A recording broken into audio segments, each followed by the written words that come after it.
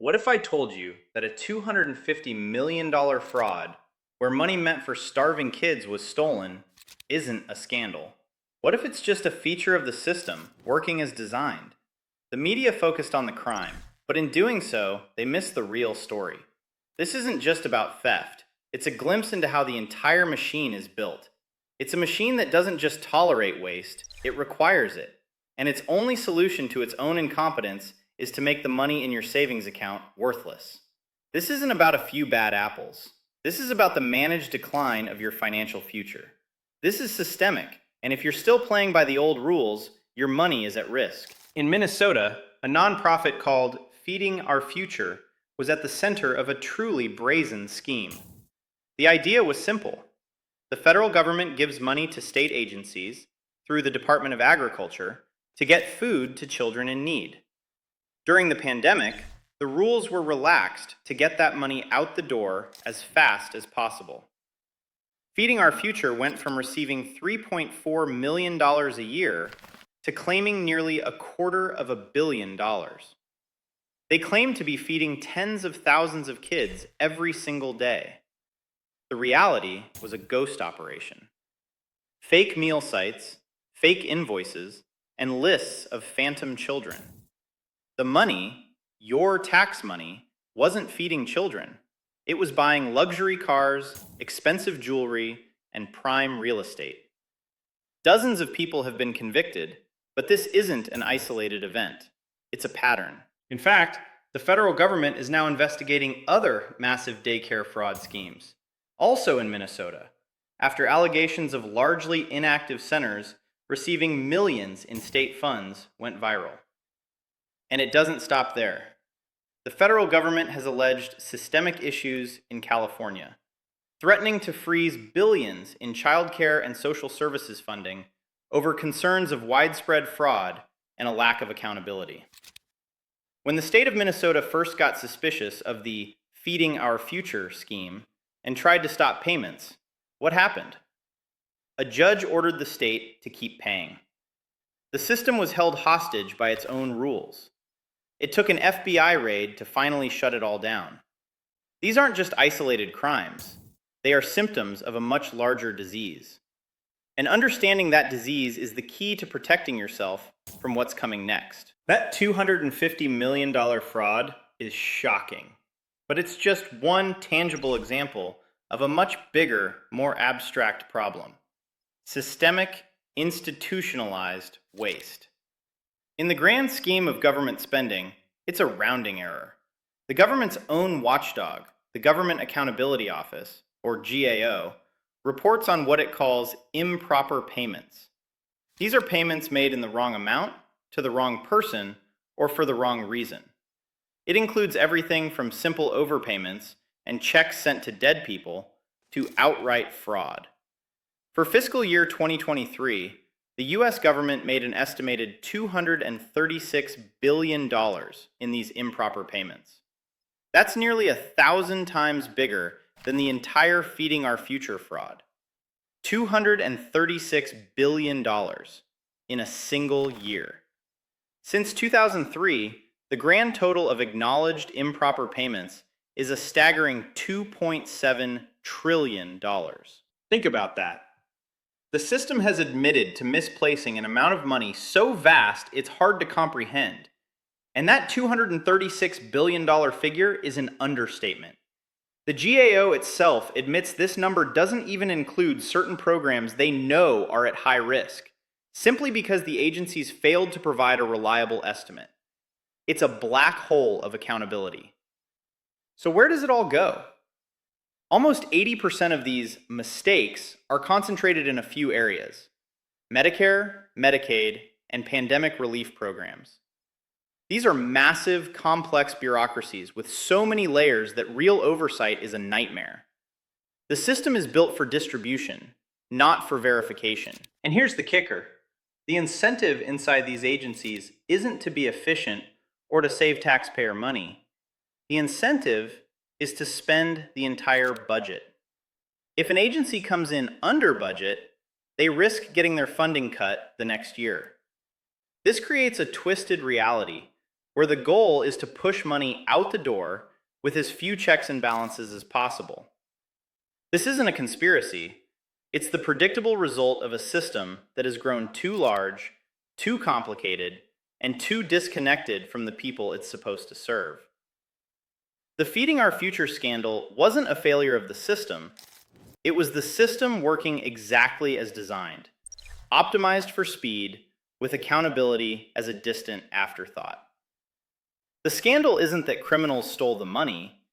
The scandal is that the system made it so easy. So, what happens when a system loses hundreds of billions of dollars a year to waste and fraud, on top of all its other spending? You get debt. Truly unimaginable amounts of debt.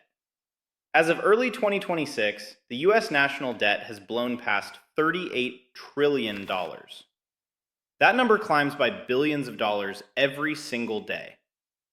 Just the interest payments on this debt are set to top $1 trillion a year, more than the entire defense budget. For the first time, the interest we owe is becoming one of the single largest expenses of the government. This is an inescapable trap. The government can't possibly pay this debt off. It can't raise taxes high enough to cover the shortfall without crushing the economy. And politically, it can't make the massive spending cuts required. The whole system is built on promises, Social Security, Medicare, government pensions, that are mathematically impossible to keep. So what does it do? It turns to the only tool it has left, a tool that's subtle, sneaky, and absolutely devastating to the average person. It's called currency debasement. This isn't a new trick. Roman emperors did it by clipping the edges of silver coins, melting down the shavings, and making new coins that had less actual silver in them. The public had the same number of coins, but each one was worth less. Today, it's just more sophisticated. Instead of clipping coins, governments do it through their central banks by creating new money out of thin air. When the government spends trillions more than it takes in, the central bank creates new digital dollars to buy the debt. This is called monetizing the debt, and it floods the system with new money. More dollars chasing the same amount of goods and services is the classic recipe for the price inflation you feel every day. This isn't an accident. It's a deliberate policy, sometimes called financial repression. The goal is to keep interest rates artificially low, often below the real rate of inflation. Here's how this hidden tax works. If your savings account pays you 2% interest, but inflation is running at 5%, you are losing 3% of your purchasing power every single year. You see the number in your bank account go up, but what that money can actually buy is going down. Your wealth is being silently siphoned away from you, the saver, and transferred to the biggest borrower on earth, the government. Inflation eats away at the real value of their massive debt, letting them pay it back in the future with cheaper, devalued dollars. It's a stealth default.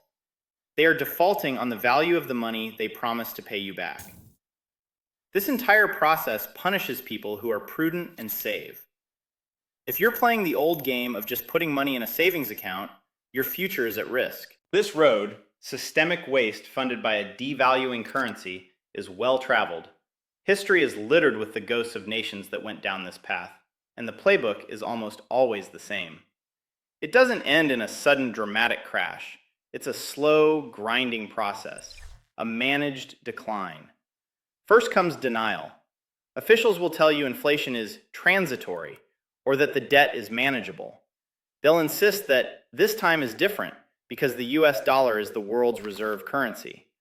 But the laws of economics are like the laws of physics. You can ignore them for a while, but you can't defy them forever. As the debasement continues, financial repression can get more aggressive. Governments start forcing capital where they want it to go. This can mean capping interest rates or forcing pension funds to hold more low-yielding government bonds. Then, they might turn to capital controls, making it harder for you to move your money out of the country or into assets that protect you, like gold or certain cryptocurrencies. The goal is to trap your capital inside their system, where it can be more easily eroded.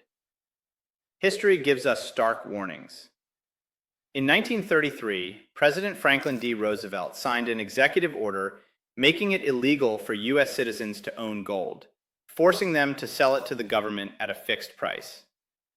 Shortly after, the government devalued the dollar against gold, effectively robbing anyone who complied of a huge chunk of their wealth. We've seen modern examples in countries like Argentina, which repeatedly defaults on its debts, or Venezuela, where runaway money printing destroyed the life savings of millions. While the US isn't Venezuela, the underlying mechanics are the same: making promises that far exceed your ability to pay, and using the printing press to paper over the difference. The end of this road is always a repricing. The value of cash, bonds, and government promises gets marked way down. The value of tangible assets, productive businesses, and scarce resources gets marked way up. This isn't theoretical. It's the inevitable conclusion of the path we are on. The fraud in Minnesota isn't the real story.